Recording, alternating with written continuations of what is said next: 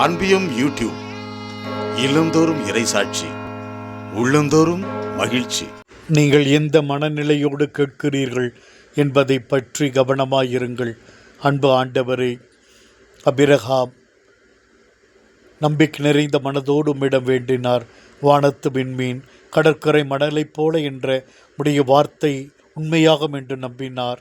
சிங்க குகையில் இருந்த தானியேல், ஆண்டவர் என்னை காப்பாற்றுவார், என்னுடைய பரிசுத்தம் அவர் முன்னிலையில் இருக்கிறது, ஆண்டவர் என்னை கைவிட மாட்டார், தம்மை நம்பினவர்களை கைவிட மாட்டார் ஆண்டவர் என்கிற ஆழ்ந்த நம்பிக்கை என்ற மனநிலையில் அவர் ஜெபிக்கிறார். சக்கேயு, இதோ ஆண்டவர் அவரை அழைக்கின்ற பொழுது, உன் வீட்டில் நான் தங்க வேண்டும் என்று சொல்லும் பொழுது அவருடைய மனநிலை திருந்தி வாழுகிற மனநிலையாக இருந்தது. நான் பாவி என்று அவர் தன்னை ஏற்றுக்கொள்ளுகிறார். ரட்சிக்கப்பட்ட மனிதனாய் குடும்பமாய் அவர் மாறுகிறார்.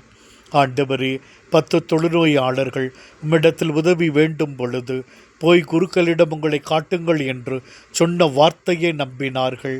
அந்த மனநிலை அவர்களுக்கு இருந்தது.